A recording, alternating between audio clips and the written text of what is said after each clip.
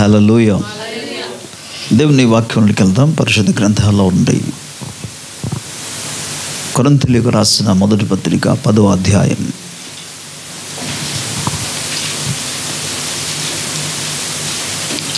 కొరింథీయులకు రాసిన మొదటి పత్రిక 10వ అధ్యాయం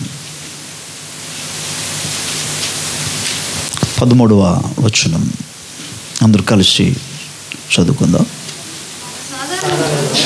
సాధారణముగా మనుష్యులకు కలుగు శోధన తప్ప మరి ఏది మీకు సంభవింపలేదు. దేవుడు నమ్మదగినవాడు. మీరు సహింపగలిగినంత కంటే ఎక్కువగా ఆయన మిమ్మల్ని శోధింపబడనీయడు. అంతేకాదు, సహింపగలుగుటకు ఆయన శోధనతో కూడా తప్పించుకున్న మార్గమును కలుగు చేయను. ఆమేన్. చిన్న ప్రార్థన.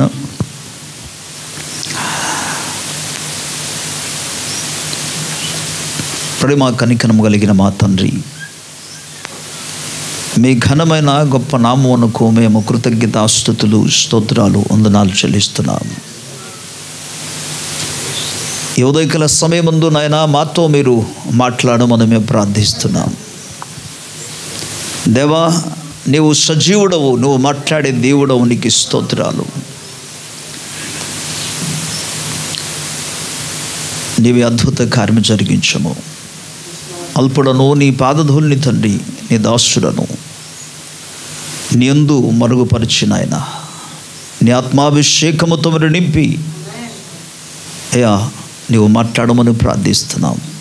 పిలిచిన దేవుడవు, ఎంతైనా నమ్మదగిన వాడవు కనుక నీకు స్తోత్రాలు. నీ కృప మీద ఆధారపడి నీ ఆత్మ సహాయమును కోరి నీకే కృతజ్ఞతాస్తుతులు చెల్లించి యేసు ప్రభు నామములో అడిగి పొంది ఉన్నాము తండ్రి. ఆమెన్. Praise the lord.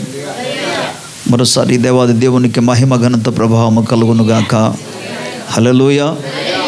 మన తండ్రి అయిన దేవుని నుండి, ప్రభు అయిన యేసుక్రీస్తు నుండి కృపా సమాధానములు మా అందరికీ తోడై ఉండునుగాక. దైవ వాక్యంలో నుండి ఈరోజు కొరింథీయులకు రాసిన మొదటి పత్రిక 10వ అధ్యాయం 13వ వచనంలో ఒక ప్రముఖమైన వాక్య భాగాన్ని ఈ స్థలాల్లో మనం చూస్తున్నాం. ఇక్కడ ఒక విశ్వాసి లేదా ఒక భక్తుడు ఆధ్యాత్మిక జీవితంలో ప్రయాణం చేస్తున్నప్పుడు కొన్ని రకాలైన శోధనలకు గురి అవుతుంటారు. ఈ శోధనలన్నీ కూడా తీసుకొచ్చేవాడు ఎవరంటే అపవాది. వినండి, క్రైస్తవ జీవితం అంతా సాఫీగా వెళ్ళిపోతుందంటే ఎక్కడో చిన్న ఆధ్యాత్మిక విషయాలు చెప్పాలంటే ఎక్కడో చిన్న పొరపాటు జరిగిందని అర్థం. అలాగే కాకుండా క్రైస్తవ జీవితంలో శోధనలు వస్తున్నదంటే నీవు ట్రాక్లోనే ఉన్నావని అర్థం. చాలామంది శోధించబడినప్పుడు ఇతరులు వాడిని చూసి అపార్థాలు చేసుకుంటారు. వారు ప్రార్థన చేయలేదేమో, వాడు ఏదో తప్పు చేశారేమో, లేక ఎక్కడో పొరపాటు జరిగిందేమో అని అనుకుంటారు. యోబు జీవితంలో ఎలాగైతే జరిగిందో తన స్నేహితులు అనుకున్నారు. ఓకే, కానీ గమనించాలి, ఒక వ్యక్తి దేవుని యొక్క మార్గములో నడుస్తున్నప్పుడు, ప్రభువు పేరట పిలువబడిన దేవుని యొక్క బిడ్డలు, ఓకే, ఆ ఆత్మీయ జీవితంలో కొనసాగుచుండగా నీవు కరెక్ట్గా వాక్యపు లైన్లో ఉంటున్నావు అని చెప్పడానికి రుజువులు అవన్నీ కూడా.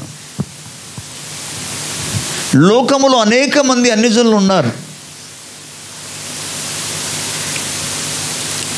వారికి అంతా కూడా ఎలాగున్నారట? 37వ కీర్తనలు కానీ 73వ కీర్తనలో కానీ మీరు చదువుకుంటే వారందరూ ఎలాగుంటారంటే క్షేమంగా ఉంటారు. వారికి ఏమీ జరగదు, వారి పిల్లలకి ఏమి జరగదు, వారి ఆస్తికి ఎటువంటి నష్టము కలగదు, అంత క్షేమంగా ఉంటారు.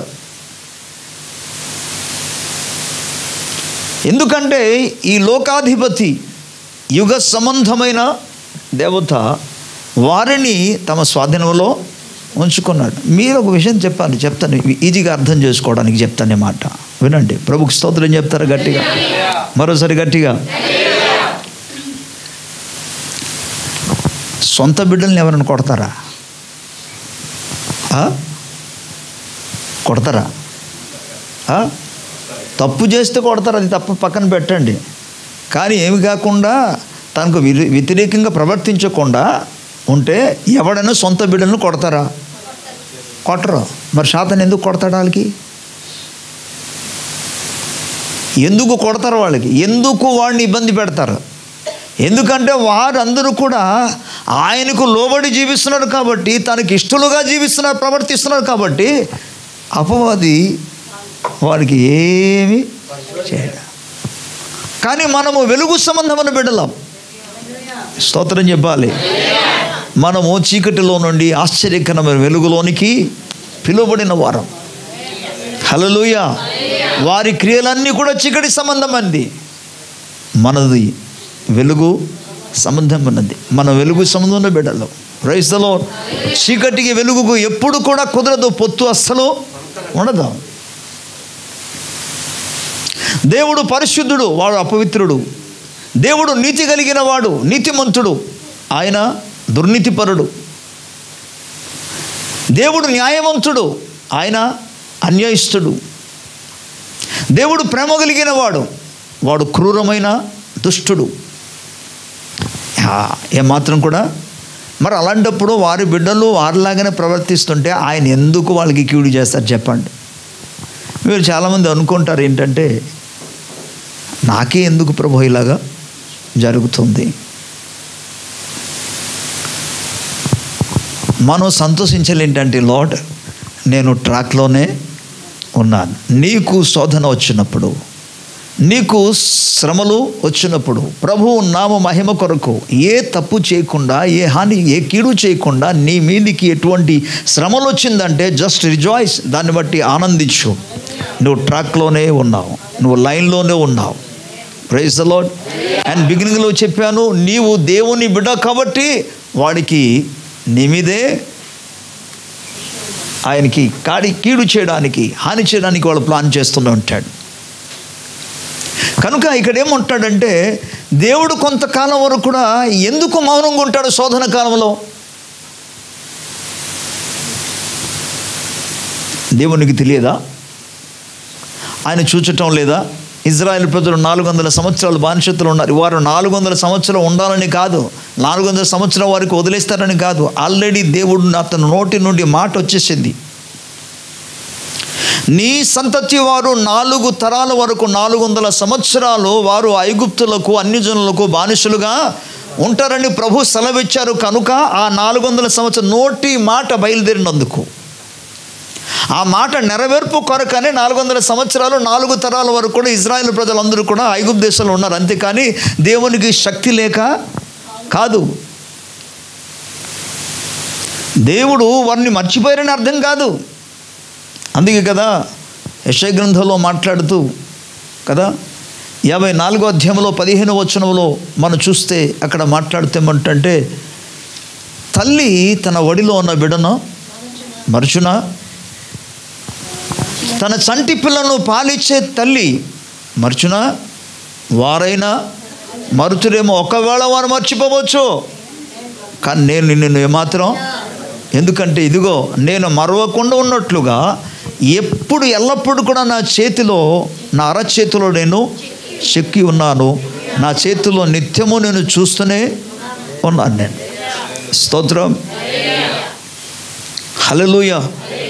దేవుడు ఎన్నడూ కూడా ఒక వ్యక్తి శోధింపబడే సమయంలో ఆయన మౌనముగా ఉండడు. ఒకవేళ ఉన్నాడంటే దానికి కారణం ఉంటుంది. ఆయన మౌనంగా ఉన్నాడంటే దానికి కారణం ఉంది. చాలామందికి ఇది తెలియదు. ఏంటి, చాలామందికి ఏంటంటే పరీక్ష లేకుండానే పాస్ అయిపోవాలని అనుకుంటున్నారు. పరీక్ష లేకుండా ఎలాగవుద్ది? అది ఎప్పుడో ఒకసారి జరుగుతుంది, అది ఎల్లప్పుడూ జరగదు. ఎప్పుడు జరుగుతుంది చెప్పాలా? చెప్పకూడదా? ఎప్పుడు జరుగుతుంది అంటే కరోనా వచ్చినప్పుడు. మరి పరీక్ష లేకుండా పాస్ అయిపోయారు కదా, కానీ ప్రతిసారి జరగదు. ఏదో సందర్భాన్ని బట్టి గ్రేస్, కృప గాలి వీచడం మూలంగా అనేక మంది జస్ట్ విజయం సాధిస్తారు. కానీ గమనించండి, ప్రభు ఒక ఉద్దేశం ఏంటంటే పరీక్ష రాయాలి, నీ అంతటా నీవే రాయాలి, ఆ తర్వాత నీవు పాస్ అవ్వాలి. ప్రభు ఉద్దేశం ఏంటంటే, ప్రభు ఒక ఆలోచన ఏంటంటే నీవు పాస్ అవ్వడం ఆయన చూడాలి. స్తోత్రం. నీవు జయించడం అంది ఆయన చూడాలి. ఆ పరిస్థితులను నువ్వు అధిగమించడం అంది ఆయన చూడాలి. స్తోత్రం. we do know our God is almighty God. మనకు తెలుసు మన దేవుడు సర్వశక్తి కలిగిన ఆయన. వచ్చి నిలబడితే ఆయన ముందు ఏది కూడా నిలజలదు. మన పక్షంగా నిలబడితే, మన పక్షముగా ఆయన కానీ యుద్ధము చేస్తే ఏ శక్తి నిలవజలదు. చివరికి సాతానుడు కూడా నిలవలేడు. సాతానుడు ఏపాటి వాడు అసలు, అర్థమవుతుందా? కానీ మరి ఎందుకు ప్రభు శోధన కాలంలో శత్రువు శోధించినప్పుడు, శత్రు శ్రమలు తీసుకొచ్చినప్పుడు ఎందుకు ప్రభు మౌనంగా ఉంటాడంటే, ఆయన కోరుకుంది ఒకటే, తన బిడ్డలు తమంతట తామే తమ కాళ్ళతో వారు నిలబడి వారంతటా వారే స్వయంగా జయము పొందాలి. ఆమెన్. హల్లెలూయా. అందుకే కొన్ని సందర్భాల్లో శోధన కాలంలో అనేక మంది తడబడిపోతారు. ఒక విధంగా చెప్పాలంటే తల కిందల ఈ పరిస్థితుల్లోనికి వెళ్ళిపోతారు. వెళ్ళిపోయి ఏం చేయాలి, ఎవరికి అడగాలి, లేదా ఎవరిని ఫోన్ చేయాలి, ఎవరి సహాయం కోరుకోవాలి, ఎవరి ప్రార్థన కోరుకోవాలి, రకరకాలుగా ఆలోచనలోనికి వెళ్తారు. ప్రభు అన్నీ చూస్తుంటాడు. బట్ ప్రభు ఒక ముఖ్య ఉద్దేశం చెప్తున్నాను. శోధన సమయంలో శోధన గురించి ప్రభు చెప్పిన ఒక అద్భుతమైన మాట మత్తయి సువార్తలు కానీ, మార్కు సువార్తలు కానీ, లూకా సువార్తలు కానీ, ఈ 3 సువార్తలలో యేసు ప్రభు వీటిని గురించి స్పష్టంగా చెప్పారు. 26వ అధ్యాయంలో మనం చూసుకోగలిగితే మత్తయి సువార్తలో అంటాడు కదా, 41వ వచనం నుండి చూడొచ్చి రాయబడి ఉంటుంది ఏంటంటే, మీరు శోధనలో ప్రవేశించకుండానట్లు మెలకువ కలిగి ఉండి ప్రార్థన. స్తోత్రం. అంటే ఆ సందర్భాల్లో నువ్వు ఏం చేయాలని ప్రభు కోరుకుంటున్నాడంటే, ఎక్కువ సమయం నువ్వు ప్రార్థన చేయాలి, ప్రభు సందులో ఎక్కువ సమయం గడపాలి. మానవునిగా మనిషి యొక్క స్వభావం ఏంటంటే, కష్టం వచ్చిన వెంటనే బాధలోనికి వెళ్ళిపోతారు. ఆ శోధనను గురించి ఆలోచిస్తూ అలాగా నిద్ర లేకుండా కొంతమంది, ఆ శోధనను గురించి ఆలోచిస్తూ మరికొంతమంది ప్రార్థన చేసే మనసు రాకుండా ఆగిపోతుంటారు. శత్రువు అటువంటి శోధన తీసుకొస్తాడు. కానీ ప్రభుకు స్తోత్రం, అక్కడే మనం జయం పొందాలి. ఆ సందర్భంలోనే మన శత్రును ఎదిరించాలి. దేవుని స్తోత్రం. ఆ టైంలోనే మనం ప్రభు దగ్గర ప్రార్థన చేయాలి. ఆ సమయంలోనే ప్రభు దగ్గర మనం మోకరించాలి. ప్రభు చెప్తున్న మాట ఏంటంటే, మీరు శోధనలో ప్రవేశించకున్నట్లు మెలకువ కలిగి ఉండి ప్రార్థన చేయండి. స్తోత్రం. అంటే ప్రార్థన ద్వారా నీవు నీ శత్రువుని, నీ సమస్యను, నీ శోధనను జయించాలని ప్రభు ఆశిస్తున్నాడు. స్తోత్రం. యేసయ్య జీవితంలో ప్రతి కోణాలు కూడా ఆయన ప్రార్థన ద్వారానే జయించాడు. మీరు చాలామంది అనుకోవచ్చు, because he the son of God, ఆయన దేవుని కుమారుడు కాబట్టి ఆయన అందుకే జయం పొందగలిగాడు. Yes, there is no doubt at all. కానీ దేవుని బిడ్డలారు గమనించండి, ఆయన మనకు మాదిరి ఉంచి వెళ్ళాడు. అందుకే ఆయన శోధనలోనికి వెళ్ళక ముందే ఆయన గెత్సేమనే తోటలో ప్రార్థన చేశాడు. మీరు చూసారా, అందరూ శిష్యులందరూ కూడా నిద్రపోతుంటే ఆయన చేసింది ఏంటి? ప్రార్థన. సో దేవుని సముఖంలో అభివృద్ధి. బట్ సెకండ్ థింగ్ మనం గమనించాలి, రెండో విషయం మనం గమనించాలి ఏంటంటే, మనము జయము పొందాలి. ముఖ్యమైన విషయం ఇది, మనము జయము పొందాలి. నీవే జయం పొందాలి. స్తోత్రం. ఆ శోధన వచ్చింది నీకు, మరొకటికి కాదు. లేదా దీన్ని మరో విధంగా చెప్తాను, నీవు ఇప్పుడు నిలబడి ఉన్న యుద్ధంలో, యుద్ధం జరుగుతుంది నీతో నీవు యుద్ధం చేస్తున్నావు, మరొకడు కాదు. అక్కడ నీవే జయం పొందాలి. స్తోత్రం. దేవుని ఉద్దేశం మీకు చెప్పాలా? చూడండి, ఇప్పుడు ఆ ఫిలిష్తీయులు ఇజ్రాయెల్ ప్రజలతో యుద్ధం చేయడానికి వచ్చారు. ప్రత్యేకంగా ఫిలిష్తీయుల పక్షముగా ఉన్న గొలియాతు అనే వ్యక్తి ఇజ్రాయేల్ ప్రజలను కానీ ఇజ్రాయేల్ దేవుణ్ణి కానీ ఆయన దూషిస్తూ ద్వేషిస్తూ భయంకరముగా అవమానకరమైన మాటలు పలికాడు. ఆ సందర్భాల్లో దేవుడు మౌనంగా ఉన్నాడు. అతని నిమిత్తం అతని కొరకు ఆయన నామం కొరకు ఎవరైనా ఒక్కడు నిలబడితే చాలు, వాడి ద్వారా నేను కార్యం చేస్తానని దేవుడు ఎదురు చూశాడు. ఒక్క వ్యక్తి ముందుకు వచ్చాడు. స్తోత్రం. బలవంతుడు కాడు, యుద్ధ నైపుణ్యత అతనికి లేదు, అసలు ఆయుధాలే చేత పట్టుకోలేడు, సర్వంగ కవచం అసలే ధరించుకోలేడు. అందుకే సౌలు ఇస్తే దాన్ని ధరించుకోవడానికి మొత్తానికి ఇచ్చాడు కదా అని చెప్పేసి అది వేసుకున్న తర్వాత నడవలేకపోయాడు, కాలు కదిలించలేకపోతున్నాడు. అమ్మో నా వల్ల కాదని చెప్పేసి పడేశాడు.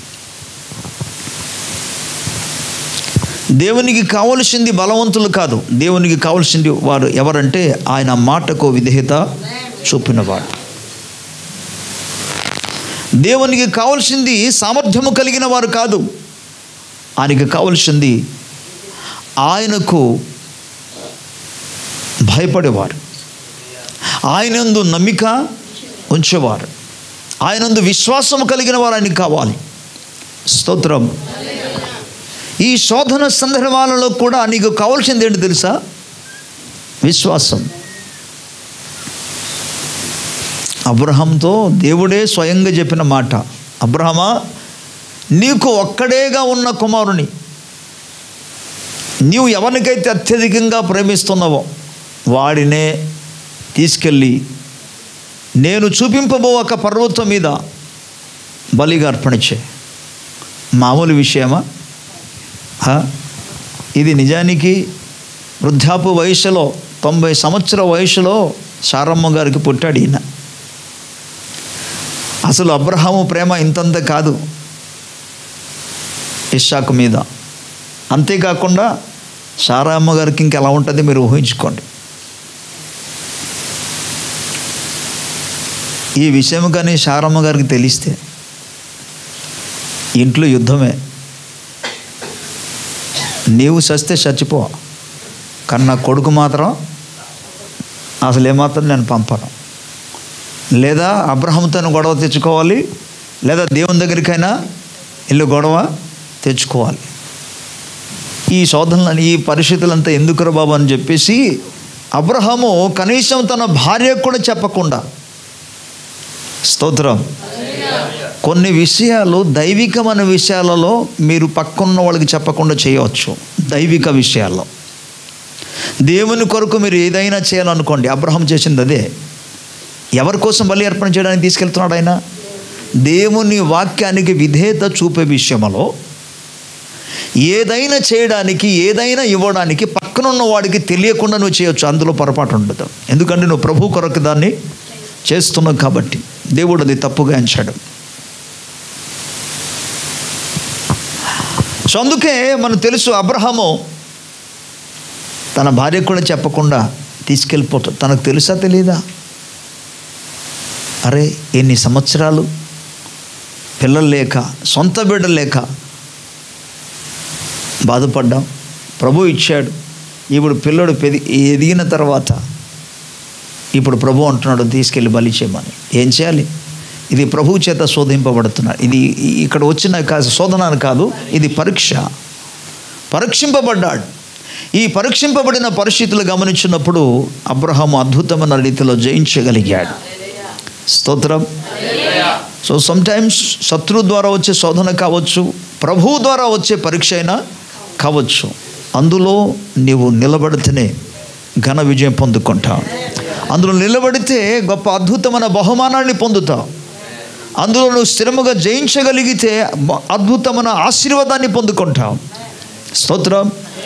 అబ్రహాము వాటిని జయించినందుకు ప్రభు ఏమన్నాడు తెలుసా? అబ్రహమా నీకు 22వ అధ్యాయంలో మనం చూస్తాం, ఆదికాండంలో, నీకు ఒక్కడైనా కుమారుని నాకు ఇవ్వడానికి ఎనుకంజలేదు కనుక ఇదిగో నీవు దేవునికి భయపడవాలని ఇందు మూలముగా నాకు తెలిసిందని చెప్పి అంతటి ముగించలేదు. ప్రభు అంటాడు, ఇలాగూ నువ్వు చేసావు కాబట్టి ఆకాశపు నక్షత్రం వలెను సముద్ర తీరముందలి ఇసుక రైను వలెను నీ సంతానమును నేను వారిని విస్తరింపచేస్తాను, వారిని ఆశీర్వదిస్తాను. ప్రభుకు స్తోత్రం. ఆల్రెడీ ప్రభు వాగ్దానం ఇచ్చాడు. ప్రభు మనకిచ్చిన వాగ్దానాలు ఏంటి? ఆయన మనను కాపాడుతానని చెప్పిన వాగ్దానం, నేను నిన్ను ఏమాత్రమును విడువను ఎన్నడును ఎడబాయనని సెలవిచ్చిన వాగ్దానం, నాకు మొరపెట్టుము నేను నీకు ఉత్తరము ఇస్తానని చెప్పిన వాగ్దానం. ప్రభుకి స్తోత్రం. అడుగు ప్రతి వానికి ఇవ్వబడునన్నాడు, వెదకు ప్రతి వానికి దొరుకునన్నాడు, తట్టు ప్రతి వానికి. ఈ వాగ్దానం అంతా ఇచ్చి ప్రభు మౌనంగా ఉంటాడా? చేయడా? చేస్తాడు, బట్ పరీక్ష కాలాలు. అందుకే ఈ స్థలాల్లో మనం చూసినప్పుడు ఇశ్రాయేలు ప్రజల జీవితంలో ఎన్ని రకాలైన శోధనలు వాళ్ళకి వచ్చింది. సాధారణంగా భౌతికమైన శోధనలు వచ్చాయి. వారికి వచ్చిన శోధనలు ఎటువంటిదంటే, వినండి శ్రద్ధగా, ప్రభుకి స్తోత్రం, తలపైకి ఎత్తండి. వారికి కలిగిన శోధన అందుకు కూడా ఎటువంటిదంటే సామాన్యమైన శోధనలు. ఎలాంటిది? ఒకటి తినడం, రెండోది త్రాగడం, మూడోది శరీర సంబంధమైన ఆరోగ్యం, మూడోది వారు ఎదుర్కొంటున్న యుద్ధాలు. ఓకే, నాలుగోది మనం చూస్తే ఈ ప్రపంచమంతటికి అందరి జీవితంలో కలుగున్నట్టుగా వచ్చే తెగుళ్ళు. అర్థమవుతుందా? ఈ సామాన్యమైన శోధనలో వాళ్ళందరూ ఫెయిల్. ప్రతి శోధనలో వారు దేవుని మీద నమ్మిక ఉంచలే. వారు కలిగిన ప్రతి ఒక్క శోధనలో, ఇబ్బందులలో ప్రభు మీద వాళ్ళు ఆధారపడలే. ప్రతిసారి దేవునికి వ్యతిరేకముగా వారు సనగడమే. మీరు ఈ 10వ అధ్యాయంలో చూస్తే వారి గురించి ఇక్కడ రాయబడింది ఏంటంటే, వారు చేసినట్లుగా, వారు శోధించినట్టుగా మనము శోధింపక ఉందుము. ఆ వచనాలు ఒకసారి మీకు చూపిస్తాను. 10వ అధ్యాయంలోనికి మనం వెళదాం. 5వ వచనంలో, అయితే వారిలో ఎక్కువ మంది దేవునికి అయిష్టులుగా ఉండకపోయిరు గనుక అరణ్యములో సంహరింపబడిరి. వారు ఆశించిన ప్రకారము మనము చెడ్డవాటిని ఆశింపకుందుము అని పదాన్ని వాడాడు.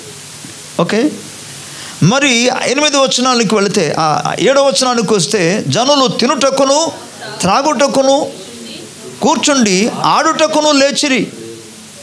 ఆ స్టేజ్లోనికి వెళ్ళిపోయారు. కొద్దిగా బాగా వచ్చినప్పుడు ఏమైంది? తినడం, తాగడం. ఇబ్బందిగా వచ్చినప్పుడేమో వాళ్ళు దేవుణ్ణి శోధించడం మొదలుపెట్టాడు, తినడానికి ఏమి లేదంటూ. ఇక 8వ వచనానికి వస్తే, మరియు వారి వల్ల మనము వ్యభిచరింపక ఉందుము. వారిలో అంత క్షేమంగా ఉందని చెప్పే స్థితిలోనికి వెళ్ళిపోయారు. ఇప్పుడు అతి భయంకరమైన స్థితిలోనికి వెళ్ళారు. సో ఆ విధంగా ఉండకుందు అంటారు. అండ్ 9వ వచనంలో, మనము ప్రభువును శోధింపక ఉందుము. శోధించడం అంటే, దేవుని శోధించడం అంటే ఏంటి? చేయగలడా? ఇక్కడ అక్కడ చేయగలిగాడు, ఇక్కడ చేయగలడా? దీన్ని చేయగలడా? ఈ అద్భుతం చేయగలడా? ఈ అనారోగ్యాన్ని స్వస్థపరచగలడా? ఇప్పుడు నా అవసరము తీర్చగలడా? ఇప్పుడు నా బిడ్డల బ్రతుకును బాగు చేయగలడా? Yes, he can do. ఆయన చేయగలడు, ఆయన స్వస్థపరచగలడు, ఆయన ఆశీర్వదించగలడు. హల్లెలూయా. ఆయన ద్వారాలు తెరవగలడు, తలుపులు తెరవగలడు. ఆయన మహత్కార్యము చేయగలడు. అబ్రహాము సారా జీవితంలో అద్భుతాలు చేసినట్టుగా చేయగలడు. ఆయనకు అసాధ్యమన్నది లేదు. ప్రభుకి స్తోత్రం చెప్పాలి గట్టి. హల్లెలూయా. వారు శోధించినట్లుగా మనము శోధింపకుందుమంటారు. వారిలో కొందరు శోధించి సర్పం వలన నశించి, అలాగే వారు సనుగుకున్నట్లుగా మనము సనగకుండా ఉందుము. దేవుని బిడ్డలారా, ప్రతి స్థలాల్లో కూడా వారికి కలిగిన ఈ యొక్క ఇబ్బందులలో వారు దేవుణ్ణి శోధించడం, దేవునికి సనగడం, ఓకే, ప్రభువును బాధ పెట్టడం, ఆయనకి అయిష్టులుగా జీవించడం, ఇవన్నీ కూడా వారి జీవితంలో మనం చూస్తాం. అయితే ఆ సిచ్యువేషన్ ఎందుకు కలుగజేశాడు దేవుడు? ఎందుకు అది అనుమతి ఇచ్చాడు దేవుడు? నేను మళ్ళీ చెప్తున్నాను, వారి యొక్క విశ్వాసము ఎంతవరకు ఉన్నదో చూసుకోవడానికి, ఎవరి మీద వారు నమ్మిక ఉంచారో ప్రభు చూసుకోవడానికి అవకాశం ఇచ్చాడు. దీన్ని జయించాలి మనం. స్తోత్రం. ఏం జయించాలి క్రైస్తవుడు? వారి ఎదుర్కొనే ప్రతి పరిస్థితిని జయించాలి. ఇది కేవలం వారి మేలు కొరకే, వారి క్షేమం కొరకే ప్రభు ఏర్పాటు చేశాడు, కానీ మరొక దానికోసం కాదు. దేవుని స్తోత్రం. నేను మరలా మీకు ఆ విషయాన్ని జ్ఞాపకం చేస్తాను. ఇప్పుడు గొలియాతు అలాగే దావీదు. నేను ఎప్పుడు ఆలోచన చేస్తుంటాను ఏంటంటే, గొలియాతు ఎంత ఎత్తు కలిగి ఉన్నాడో ఇజ్రాయెల్ దేశానికి సంబంధించిన వాడు కూడా అంతే ఎత్తు కలిగి, గొలియాతు అంత బలము కలిగిన వాడు ఇజ్రాయెల్ దేశంలో కూడా అక్కడ ఉండి, వాళ్ళిద్దరూ యుద్ధము చేసిన తర్వాత ఆ యుద్ధంలో గొలియాతులో ఓడిపోతే దేవునికి పెద్ద మహిమ ఏమీ రాదు. అందుకే దేవుడు ఏం చేశాడంటే, తనకు సరిసమానమైన వ్యక్తితో కాకుండా కనీసం అది ఎంత గొలియాతుకి అది అంత అవమానం అంటే ఇంతంత కాదు అసలు. ప్రభుకు స్తోత్రం. ఎంత అవమానం అంటే కనీసం ఇజ్రాయెల్ సైన్యంలో ఉన్న ఒక సైనికులలో ఒకడు కూడా వెళ్ళలేదు యుద్ధం చేయడానికి. అసలు యుద్ధములో ఎటువంటి ప్రావీణ్యత కానీ అసలు యుద్ధమును గుర్చినాక విషయమే తెలియని ఒక వ్యక్తి, యుద్ధం అంటేనే ఏబిసిడి తెలియని వ్యక్తి, ఈ తెలియని వ్యక్తి వెళ్ళాడు యుద్ధం చేయడానికి. అతని చేత గొలియాతుని దేవుడు వాడించాడా, చంపించేశాడు మొత్తం. దేవుని స్తోత్రం. అంటే మనం ఇక్కడ గమనించాలి, దేవుని శక్తి ఎంత గొప్పదో ఇక్కడ మీరు ఊహించాలి. స్తోత్రం. ఈ లేఖనాల ద్వారా కూడా మీరు అర్థం చేసుకోవాలి ఏంటంటే, నీ ముందు ఉన్నాక శత్రువు, నీ ముందు ఉన్న నీవు ఎదుర్కొంటున్నాక శోధన నీకంటే ఎంతో ఎత్తు కలిగి నీ మీద ఒకవేళ భయం పెట్టించినట్టుగా మాట్లాడవచ్చు. అసలు దీని ద్వారా ఈ సమస్యను నీకు పూర్తిగా మృంగివేస్తాను, నీకు పాడు చేస్తాను, నీకు నాశనం చేస్తానని భయపెట్టే అటువంటి ఒక శోధన నీ జీవితంలో రావచ్చు. నీ శక్తికి మించినది కావచ్చు శోధన. కానీ దేవుడు ఎటువంటి గొప్ప దేవుడు అంటే, ఆయన చిన్న విశ్వాసం ద్వారా, గట్టిగా స్తోత్రం చెప్పాలి, నీలో ఉన్న చిన్న విశ్వాసము ద్వారా ఆ బలమైన శత్రువును ఆయన పడదోడుస్తాడు, అతన్ని ఓడిస్తాడు ఆయన. దేవుని స్తోత్రం. మన ప్రభువుకు అనేకమైన పేర్లు ఉన్నాయి. అందులో ఒక పేరు అందరూ వినాలి. ఒక పేరు ప్రభువు, లేదా ఇంకో విధికి చెప్తాను, ప్రభువులకు. అది మీరేమనుకుంటారంటే ప్రభువులకు ప్రభు అంటే ప్రభువులకే ప్రభు అనుకుంటున్నారు మీరు, అవునా కాదా? ఆయన రాజులకు అంటే అర్థం ఏంటి? రాజులకి రాజు అని. ఓకే, మరి ప్రభువులకు అదే మనకు తెలుసు. కానీ వినండి, ప్రభువులకు ప్రభు అనే పదములో గొప్ప గొప్ప అర్థాలు ఉన్నాయి. ఈ అర్థం తెలుసుకోవాలంటే మనము కీర్తన గ్రంథంలో 110వ కీర్తనకి వెళ్ళాలి. ప్రభువు నా ప్రభువుతో సెలవిచ్చినది ఏమనగా, నేను నీ శత్రువులను నీ పాదముల కింద పాదపీఠము చేయు వరకు నీవు నా కుడి పార్శ్వమందు కూర్చుండుము. గట్టిగా స్తోత్రం చెప్పాలి. ఇక్కడ పరిశుద్ధాత్మ దేవుడు నాకు ఇచ్చిన ప్రత్యక్షత ఏంటో తెలుసా? వినండి అందరూ, హల్లెలూయా చెప్తారు ఒకసారి. మళ్ళీ చెప్తాను, నీ పదం వినండి. ప్రభువు నా ప్రభువుతో సెలవిచ్చిన, ప్రభువు అనగా అక్కడ తండ్రి అయిన దేవుడు, నా ప్రభు అనగా యేసుక్రీస్తు. సెలవిచ్చినదేమనగా, నేను నీ శత్రువులను నీ పాదపీఠము చేయ వరకు నా కుడి పార్శ్వమందు కూర్చుండము. గట్టిగా స్తోత్రం చెప్పాలి. సో ప్రభువులకు ప్రభు అంటే అర్థం ఏంటి? ప్రభువులందరి మీద ప్రభు అని కాదు దాని అర్థం. వాస్తవం మీకు అలాగే అర్థమవుతుంది, కానీ నిజానికి ప్రభువు అనే పదంలోనే ఉన్న అర్థం ఏంటంటే, మన శత్రువులను, ఎప్పటికైనా అర్థమైందా? అవలేదా? మన శత్రువులను మన పాదముల కింద పాదపీఠముగా చేయవాడు. ఎవరు చెప్పాలి? అందరూ గట్టిగా చెప్పాలి.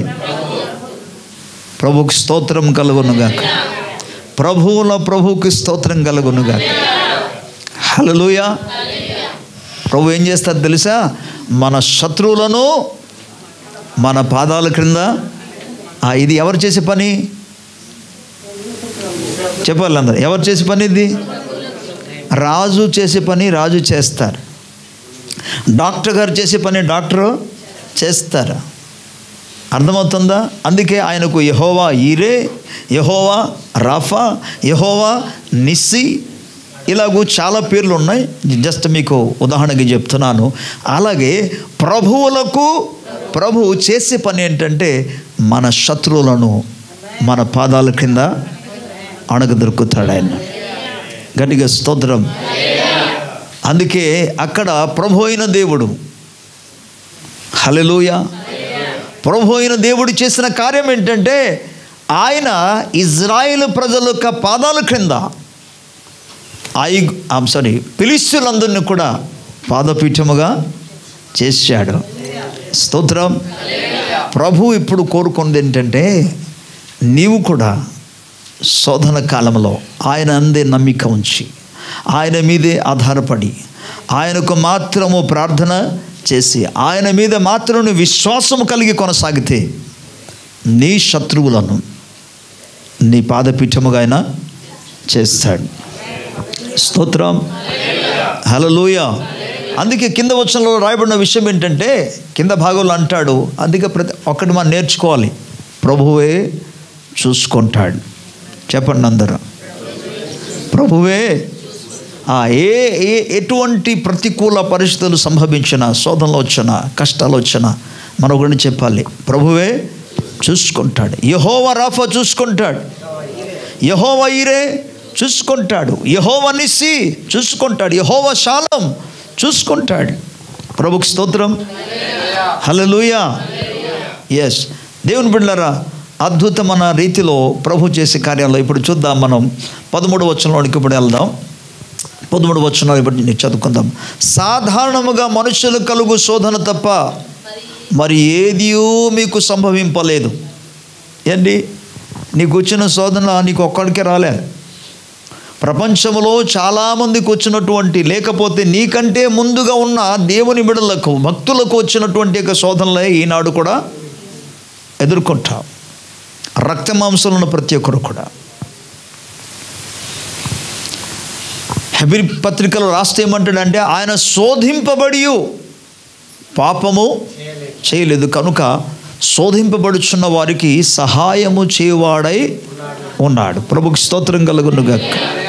నీ శోధనలో కూడా ఆయన నీకు సహాయం చేసే దేవుడు. కొంతకాలం ఆయన వదులుతాడు, కొంతకాలము నిన్ను విడిచిపెడతాడు, కొంతకాలము నీ అంతటా నీవే ప్రార్థన శక్తి చేత శత్రువును జయించాలని, శోధనను జయించడానికి ప్రభు అవకాశం ఇస్తాడు. పూర్తిగా వదిలిపెట్టే దేవుడు కాడైనా. దేవుని స్తోత్రం. ఎందుకంటే 13వ వచనం మనకేం చెప్తుంది? సాధారణంగా మనుషులకు కలుగు శోధన తప్ప మరి ఏది మీకు సంభవింపలేదని దేవుడు నమ్మదగిన వాడు. మీరు సహింపగలిగినంత కంటే ఎక్కువగా ఆయన మిమ్మల్ని శోధింపబడనీయడు. ప్రభుకి స్తోత్రం. ఇందులో మనకేం అర్థం అవ్వాలి?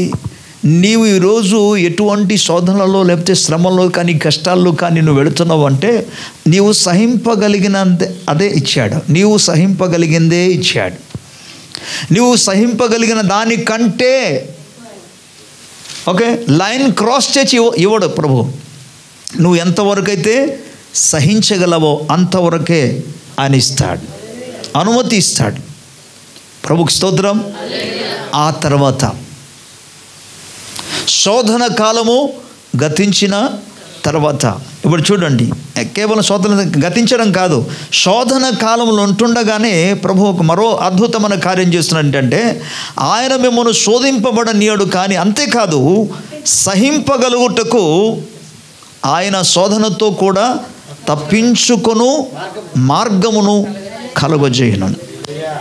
గట్టిగా స్తోత్రం చెప్పాలి. ఆ శోధనతో పాటు శోధనను తప్పించగలిగిన మార్గాన్ని కూడా ఆయనే కలుగజేస్తాడు. గట్టిగా స్తోత్రం చెప్పాలి. ఇక్కడ మనకు మరొక ధైర్యం, ప్రభువా ఈ శోధన వచ్చింది మంచిదే, కానీ దీంట్లో నుండి తప్పించగలిగిన మార్గం కూడా నీవే సిద్ధపరుస్తావు కనుక నీకు స్తోత్రం. హల్లెలూయా. కొంతకాలం సహిద్దాం, కొంతకాలం భరిద్దాం, కొంతకాలం మౌనంగా ఉందాం. ఎవరు ఏమన్నా ప్రభుకి స్తోత్రం. హల్లెలూయా. యోబు పాపం పాత నిబంధన కాలంలో తనకు కలిగిన ఆ శోధనలో రైట్ ఆ బాధల్లో ఆయన ఈ ముగ్గురు వ్యక్తులు వచ్చి కనీసం ప్రోత్సహిస్తుంటే బాగున్ను, కానీ ఈ ముగ్గురు స్నేహితులు వచ్చి కేవలం ఇబ్బంది పెట్టడం మాత్రం మొదలుపెట్టాడు. వారి మాటల చేత, అందుకే 16వ అధ్యాయంలో రాయబడి ఉంటుంది, ఓకే 2వ వచనంలో, మీరు బాధలకే కర్తలు కానీ ఆదరణకు కర్తలు కాదు. యోబు గ్రంథంలో వీటిని మనం చూస్తాం. మొత్తానికి వాళ్ళ మాట చేత చాలా బాధపడిపోయి అనేక సందర్భాలు, అరే బాబు నేను అసలు ఏ పొరపాటు చేయలేదురా అంటున్నాడు ఆయన. నేను ఏ తప్పు చేయలేదు, మరి ఎందుకు జరుగుతుందో నాకు తెలియటం లేదు. వీళ్ళు ఒప్పుకోవట్లే. ఇప్పటి కాలంలో కూడా అలాంటి వాళ్ళు ఉన్నారా లేదా? అలాంటి స్నేహితులు కాదు, అలాంటి విశ్వాసాలు ఉన్నారు. ఒక విశ్వాసి మరొక విశ్వాసికి వాడు పాపం దేన్ని బట్టి ఆ శోధనలోనికి వెళ్తున్నారో తెలియకుండా, నీ గుడారంలో వాళ్ళు చెప్పిన మాట వినండి, నీ గుడారంలో నుండి దుర్మార్గతను తీసివేయి.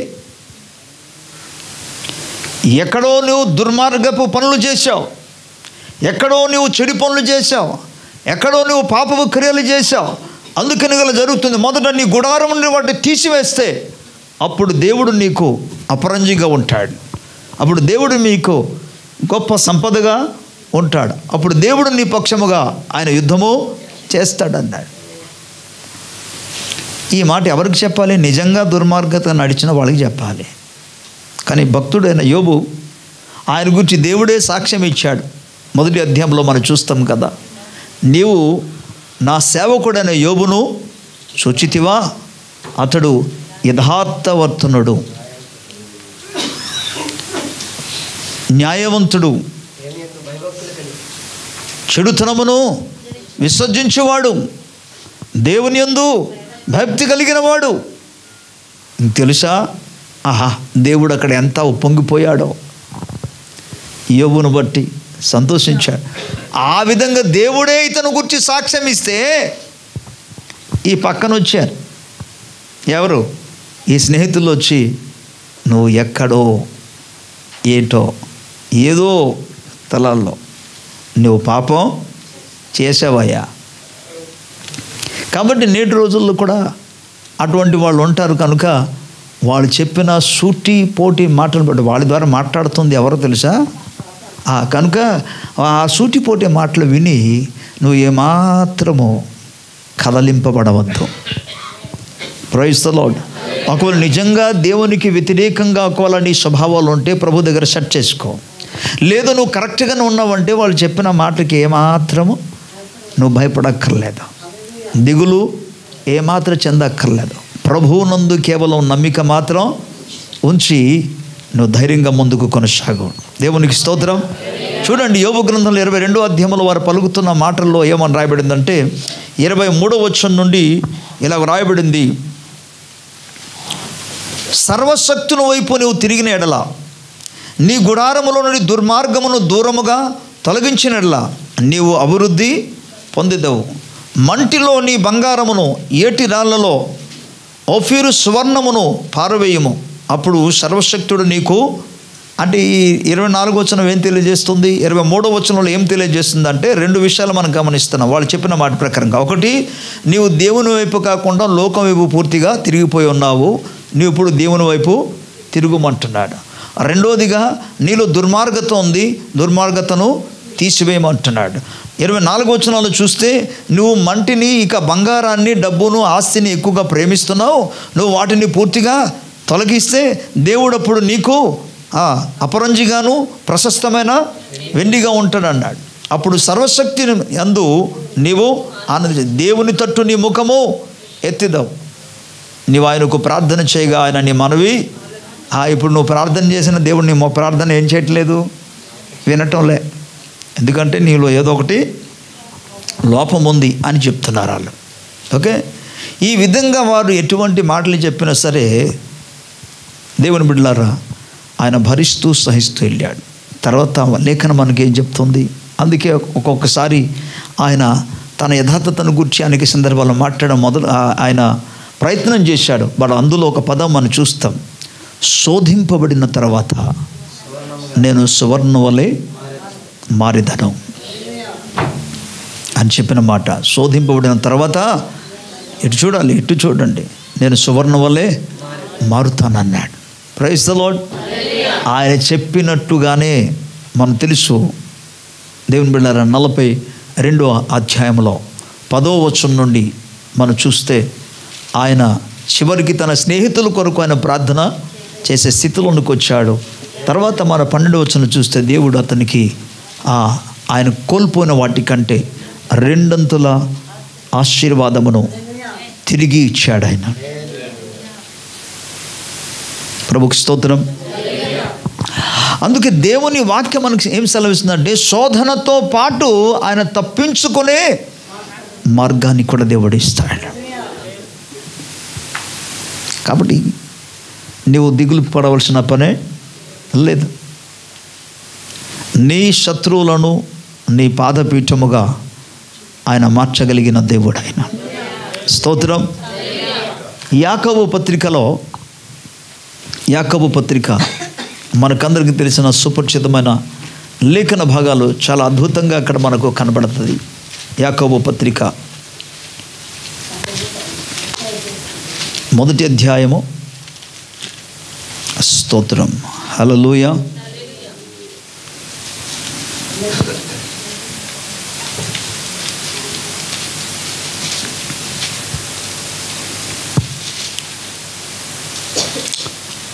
ఓకే,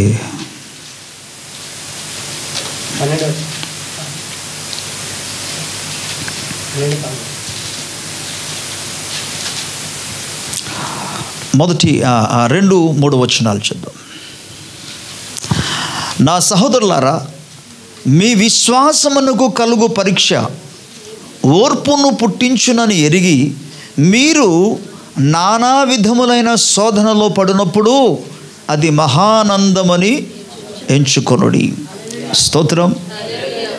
సహోదరులారా, మీ విశ్వాసమునకు కలుగు పరీక్ష అంటే ఇప్పుడు వచ్చిన పరీక్ష మనుషులుగా విశ్వాసానికా? మనలో ఉన్న విశ్వాసానికి. మన ప్రభునందు విశ్వాసం ఉంచాం కదా, ఆయనే ప్రభు అని విశ్వసించాం కదా, ఆయన రక్షకుడు అని విశ్వసించాం కదా, నమ్యము కదా, ఆయన మన కొరకు చనిపోయి సమాధి చేయబడి 3వ దిన తిరిగి లేచని విశ్వసించాం కదా, ఆయన రక్తం వలనే మనకు విమోచన కలిగిందని విశ్వసించాము కదా, ఆయనే నా ప్రభు అని ఒప్పుకున్నావు కదా. అందుకు మీ విశ్వాసమునకు కలుగు పరీక్ష. ఈ పరీక్షను గురించి మాట్లాడుతూ ఏమంటే, సహోదరులారా, మీరు నానా విధములైన శోధనలో పడినప్పుడు అది మహానందముగా ఎంచండి. దేవుని స్తోత్రం. ఎందుకు? మీరు శోధింపబడిన తర్వాత గొప్ప బహుమానాన్ని పొందబోతున్నారు. ఆమేన్. హల్లెలూయా. దేవుని చేత 2 దీవెన పొందబోతున్నారు. మీ శత్రువులను ప్రభు మీ శత్రువుల ఎదుట మీకు భోజన బలను ఆయన సిద్ధపరచబోతున్నారు. హల్లెలూయా. శత్రువులకు నోరును మూయించగలుగునట్టుగా అద్భుత కార్యం దేవుడు చేస్తాడు ఆయన. హల్లెలూయా. అందుకే మరలా ఇప్పుడు మనం చదువుకుందాం. 12వ వచనం నుండి ఇప్పుడు చదువుకుందాం. శోధన సహించేవాడు ధన్యుడు, అతడు శోధనకు నిలిచి ఉన్నవాడై ప్రభు తన్ను ప్రేమించు వారికి వాగ్దానము చేసిన జీవ కిరీటము పొందును. దేవునికి స్తోత్రం. దేవుడు కీడు విషయమే శోధింపబడ నేరడు, ఆయన ఎవరిని శోధింపడు. గనుక ఎవడైనాను శోధింపబడినప్పుడు నేను దేవుని చేత శోధింపబడుచున్నానని అనకూడదు. మరి దురాశ గర్భము ధరించి పాపమును కనగా పాపము పరిపక్వమై మరణమును కనును. నా ప్రియ సహోదరులారా, మోసపోకుడి. శ్రేష్టమైన ప్రతి ఈవుల నీవు సంపూర్ణమైన ప్రతి వరమును పరసంబంధం అనేదై జ్యోతిర్మయుడగు తండ్రి వద్ద నుండి వచ్చును. ప్రభుకి స్తోత్రం చెప్దాం. ఈ వాక్య భాగవంతులు మనం గమనించినప్పుడు ఎవడైనా కొన్ని సందర్భాలలో ప్రభు ఎవరిని కూడా కీడు విషయమే శోధింపబడనీయడం. కొంతమంది తమంతట తామే చేసిన పొరపాటును బట్టి శోధింపబడతారు. ఎగ్జాంపుల్ చెప్తాను. షారాయ్ పొరపాటు చేసిందా? ఇస్సాకు పుట్టక మునుపు ఆమె ఒక పొరపాటు చేసింది. ఏంటా పొరపాటు? ఆల్రెడీ దేవుడు వాగ్దానము చేస్తున్నప్పటికి కూడా, దేవుని వాగ్దానము నిలిచున్నప్పటికి కూడా ఆమె చేసిన పని ఏంటి?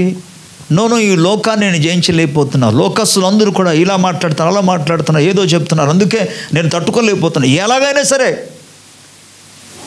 ఏమైందని సంగతి పక్కన పెట్టండి, నాకంటూ ఒక బిడ్డ ఉండాలి. అందుకే మరి ఏం చేద్దాం, ఇదిగో నా దాసరాలు ఉంది, మీరు నా దాసరాల మూలంగా ఒక బిడ్డను నాకు ఇవ్వాలి అని చెప్పి హాగార్ని తీసుకొచ్చి భార్యగా పెట్టింది. ఎవరు చేశారు ఈ పని? దేవుడు చెప్పాడా? దేవుడు చెప్పలే.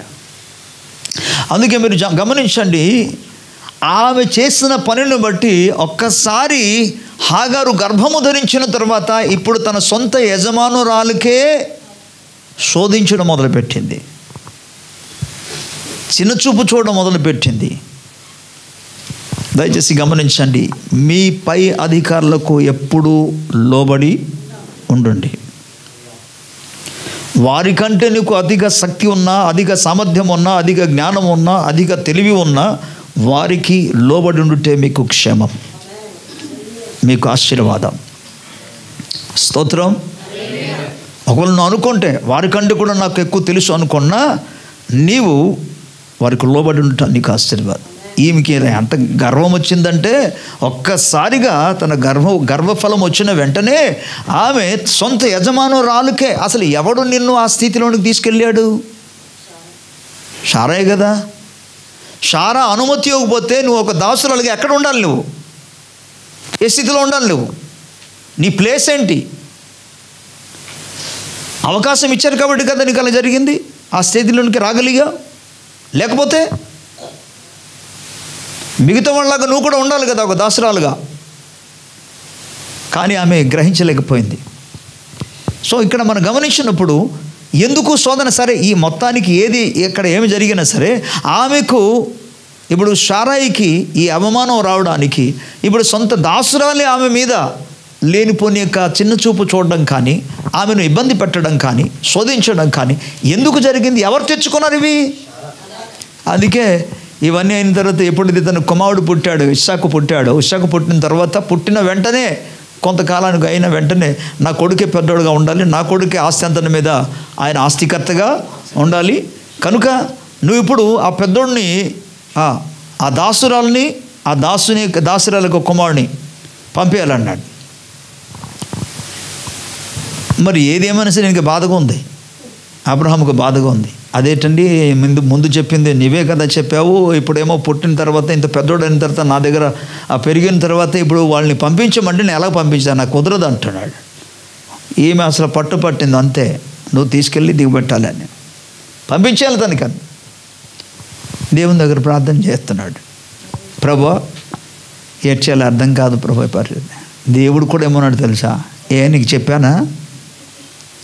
అప్పుడు సారాయి మాట విన్నావు, ఇప్పుడు కూడా సారా చెప్పిన మాట విని చేసుకోన్నాడు. ఈ శోధన తెచ్చుకుంది ఎవరు? ఒకటి సారామ్మ తెచ్చుకున్నారు, రెండోదిగా అబ్రహాం కూడా తెచ్చుకున్నాడు. అందుకే ఇక్కడ దేవుడు ఏమంటాడంటే అబ్రహాముతో, ఆమె చెప్పినట్టు ముందు విన్నావు కదా, ఇప్పుడు కూడా అలాగే. మరి మనుషుల బాధ ఉంటుందా లేదా? అరే నేను ఇంతకాలం నాకు పుట్టిన కొడుకు కదా, నేను ఎలాగ వదిలేయాలి? తన బాధ ఉంటుంది కదా. అందుకే నువ్వు తెచ్చుకున్నారు. దేవుడు ఇక్కడ చెప్పే మాట ఏంటంటే నీవే తెచ్చుకున్నావు అన్నాడు. సో అనేక మంది తమంతట తామే కొన్ని సందర్భాలలో శోధన తెచ్చుకుంటారు. కానీ దేవునికి స్తోత్రం, మన దేవుడు కనికరం కలిగిన వాడు. ఒకరు శోధనలో పడి ఆ విధంగా తడబడి తప్పును అంటే ఏదో పొరపాటుని బట్టి చేసినాక తెలియక చేసిన వాటిని బట్టి ప్రభు క్షమించి అందులో నుండి తప్పించుకునే మార్గాన్ని అని తెలుస్తాడు ఆయన. దేవుని స్తోత్రం, హల్లెలూయా. ప్రభు నామానికి స్తోత్రం కలుగునుగాక. దైవ వాక్యంలో పేతురు రాసిన మొదటి పత్రిక 1వ అధ్యాయం 6వ వచనం. పేతురు రాసిన మొదటి పత్రిక 1వ అధ్యాయం 6వ వచనం. ఇందువలన మీరు మిక్కిలి ఆనందించున్నారు కానీ అవసరమును బట్టి నానా విధములైన శోధన చేత ప్రస్తుతమున కొంచెము కాలము మీకు దుఃఖము కలుగుచున్నది. నశించిపోవు సువర్ణము అగ్ని పరీక్ష వలన శుద్ధపరచబడుచున్నది కదా, దానికంటే అమూల్యమైన మీ విశ్వాసము ఈ శోధనల చేత పరీక్షకు నిలిచినదై యేసుక్రీస్తు ప్రత్యక్షమైనప్పుడు మీకు మెప్పును మహిమయు ఘనతయు కలుగుటకు కారణమగును. దేవుని స్తోత్రం కలుగును. ఈ యొక్క 6-7 వచనాలు మనం చూస్తున్నప్పుడు అపోస్తలుడైన పేతురు ద్వారా పరిశుద్ధాత్మ దేవుడు జ్ఞాపకం చేసే ఒక అద్భుతమైన మాట ఇక్కడ మనకు కనబడుతుంది. కొన్ని కారణాలను బట్టి మీరు సంతోషిస్తున్నారు, ఆనందిస్తున్నారు. అయితే సంతోషించడం ఆనందించడం కాదు నాయనా, కొన్ని సందర్భాల్లో మీరు ఏం చేయబడతారు, మీ ఇప్పుడు మిక్కిలి ఆనందంతో ఉన్నారు మంచిది, కానీ అవసరమును బట్టి కొన్ని రకాలైన నానా విధమైన పరీక్షలు లేదా శోధనలు వస్తాయి. అయితే ప్రస్తుతమున కొంచెము కాలం మీకు దుఃఖము కలుగుతుంది అంటూ విశ్వాసాన్ని దేంతో పోల్చాడంటే సువర్ణముతో పోల్చాడు. యాకోబు పత్రికలో మనం చూసుకున్నాం ఏంటంటే మీ విశ్వాసమునకు కలిగు పరీక్ష లేదా శోధన అనే పదాన్ని అక్కడ చూసాము. ఇక్కడేమంటే విశ్వాసానికి కలుగుతున్న విశ్వాసాన్ని అతడు సువర్ణముతో పోల్చాడు. సువర్ణంతో పోలిస్తే ఏమంటే సువర్ణము ఏ విధంగా అయితే అగ్ని చేత పరీక్షింపబడి అగ్ని చేత అది పుట్టము వేయబడిన తర్వాత మరింత తేజస్సుగా మరింత తేజస్సుగా మరింత కాంతిమయముగా మరింత వెలుగుమయముగా అది మారుతుందో, ఎప్పుడు మారుతుంది ఆ విధంగా? అది అగ్ని చేత పుటము వేయబడినప్పుడు. అలాగే మీ విశ్వాసమునకు కలుగు పరీక్షలు కూడా మీరు నిలిచి ఉంటే ఆ కష్టాల్లో బాధల్లో మీరు కాలిపోరు, కానీ ఇంకా మీరు తేజస్సుగా మారుతారు, శుద్ధిగా మీరు మారిపోతారు. దేవునికి స్తోత్రం, హల్లెలూయా. అప్పుడు ఆ శోధన మీరు నిలిచుంటే ఇక్కడ ఏం జరుగుతుంది అంటున్నాడు 7వ వచనంలో. మనం లాస్ట్ భాగాల్లో చూసుకుంటాం ఏంటంటే మీరు పరీక్షకు నిలిచిన వారైతే యేసుక్రీస్తు ప్రత్యక్షమైనప్పుడు మీకు మెప్పును మహిమయు ఘనతయు కలుగుటకు కారణమగును. స్తోత్రం. దేవుని ప్రజలారా, వాటి అందు మనం స్థిరముగా నిలకడగా ఉంటే శోధనను మనం జయించగలిగితే, దేవుని స్తోత్రం, దేవుని చేత ప్రభు వచ్చినప్పుడు ఏం పొందుతారు?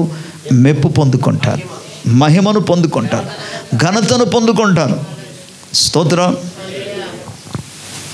మరి మెప్పు మహిమ ఘనత ప్రభు చేత పొందుకోవాలని అంటే, సువర్ణముగా మారాలంటే, శుద్ధ సువర్ణంగా మారాలని అంటే, దేవుని స్తోత్రం, అలాగే గొప్ప బహుమానాలను పొందుకోవాలంటే యాకోబు పత్రికలు చెప్పినట్లుగా జీవ కిరీటము పొందుకోవాలంటే ప్రభుకి స్తోత్రం, కొంతకాలం మనం సహించాలి. అంతేకాకుండా సహించడానికి దేవుడు మార్గాన్ని కూడా ఆయన తెరుస్తాడు. ఆయన హల్లెలూయా. అందుకు దృఢ నిశ్చయము కలిగి, దృఢ విశ్వాసము కలిగి మనకు కలిగే కొన్ని రకాలైన పరీక్షల్లో శోధనలో మనం వాటిని సహించగలిగినప్పుడు ప్రభు ఆనందిస్తాడు, శత్రువు ఓడిపోతాడు. అప్పుడు ప్రభు ఏం చేస్తాడు తెలుసా? శీఘ్రముగా మన శత్రువులను మన కాళ్ళ క్రింద ఆయన త్రొక్కి వేస్తాడు, మన పాదపీఠముగా ఆయన మార్చేస్తాడు. దేవునికి స్తోత్రం, హల్లెలూయా. ప్రభు ఈ వాక్యం మనందరి వెనుకల్లో ఆయన ఫలింపచేయునుగాక. ఆమేన్. కళ్ళు మూసుకోండి, ప్రార్థన చేసుకుందాం. ఒక నిమిషం ప్రతి ఒక్కరు కూడా విన్న వాక్యాన్ని బట్టి దేవుని సముఖంలో మనం మొరపెడుతూ వేడుకుందాం. ప్రభు సహాయమని మనం కోరుకుందాం. నీ జీవితంలో పోలే ఎటువంటి శోధనలను ప్రయాణం చేస్తున్నా లేదా పరీక్షించబడుచున్నా భయపడద్దు, దిగులు పడద్దు. నీ సొంత జనులే లేక నీ స్వజనులే, నీ బంధువులే, లేకపోతే సొంత విశ్వాసులే లేదా సొంత సహోదరులే నీ మీద ఒకవేళ సూటిపోటు మాటల చేత నేను ఇంకనూ బాధ కలిగించే స్థితిలో ఉన్నారేమో, భయపడొద్దు. దేవుని యందు నిరీక్షణ కలిగి జీవించు. ఒకవేళ దేవునికి వ్యతిరేకముగా నువ్వు ప్రవర్తిస్తుంటే, వాక్యానుసరముగా నువ్వు నడవలేని స్థితిలో ఒకవేళ ఉంటే, ప్రభు సముఖంలో పశ్చాత్తాపం కలిగి ఆయన వ్యతిరేకు నువ్వు ఒకవేళ కరెక్ట్గా ఉంటే భయపడాల్సిన లేదు. దేవుడు తప్పకుండా ఒక అద్భుత కార్యం నీ జీవితంలో చేస్తాడు. కొంతకాలం సహించే వరకు నీవు జయించాలని ఆయన ఆశిస్తున్నాడు. నీ మట్టుకు నీవే ప్రభు మీద ఆధారపడి నీవే యుద్ధము చేయాలని, నీవే శత్రువును జయించాలని, ఎదిరించాలని ప్రభు ఆశిస్తున్నాడు. అందుకే ప్రభు వాక్యం సెలవిస్తుంది, దేవునికి లోబడి ఉండు, అపవాదిని ఎదిరించుడి, అప్పుడు వాడి మీ వద్ద నుండి పారిపోతాడు. శోధనను జయించడానికి ఒక అద్భుతమైన అవకాశం. ప్రభు శక్తిని అడగండి, ప్రార్థనతో ప్రభు దగ్గర పోరాడి ఆయన బలాన్ని, శక్తిని పొందుకొని శత్రువును ఎదిరిద్దాం. అప్పుడు ప్రభువులకు ప్రభు మన శత్రువును పాదాలకు పాదపీఠముగా చేస్తాడు, అణచివేస్తాడు. హల్లెలూయా, స్తోత్రం. వండర్ఫుల్ గాడ్, నీకు వందనాలు. నిరాశ చెందకు, కృంగిపోవు, ధైర్యం తెచ్చుకో. ప్రభువును బట్టి ఆయన శోధనతో పాటు తప్పించుకునే మార్గాన్ని ఆయన అనుకుని తెరుస్తాడు దేవుడు. ప్రభు నా శక్తి చాలటం లేదయ్యా, నీ శక్తిని కనుగొనచ్చు. ఇక్కడ విశ్వాసం కావాలి ప్రభు అని అడుగు. ప్రభు ఈ స్థితిగతులను జయించగలిగినంత ఆ గొప్ప విశ్వాసం నాకు దయచే ప్రభు అని అడుగు. దేవునికి స్తోత్రం కలుగును గాక. పరిశుద్ధుడైన మా తండ్రి, దయగలిగిన మా దేవ, మీ ఘనమైన గొప్ప నామానికి స్తోత్రాలు, వందనాలు తండ్రి. ఈ మాటలు ప్రతి హృదయంలో నాటబడినాయి. ఓ నూరంతులుగా ఫలించునుగాక. నీ ప్రజలు ఆదరించబడుదురుగాక నాయన. నీ ప్రజలు ధైర్యము పొందుదురుగాక నాయన. నీ ప్రజలు ప్రభు శక్తి పొందుకుందురుగాక నాయన. నీ ప్రజలు ప్రభు నాయన శోధన జయించగలిగినాక బలము పొందుకుందురుగాక నాయన. సహించగలుగునట్టుగా సహాయం తండ్రి. శోధనతో పాటు తప్పించే మార్గమునైనా దయచేసి, తప్పించుకునే మార్గమును కలుగజేయాలి. హల్లెలూయా. శోధింపబడిన తర్వాత సువర్ణ వలె మారున్నట్లుగా, గొప్ప బహుమానాన్ని పొందుకున్నట్టుగా, రెండంతల ఆశీర్వాదమును పొందుకోగలుగున్నట్టుగా కృప దయచేసి బలపరచండి, మహిమ పొందండి. యేసుక్రీస్తు ప్రభు నామములో వేడుకొనుచున్నాము తండ్రి. Amen. Praise the Lord. God bless you.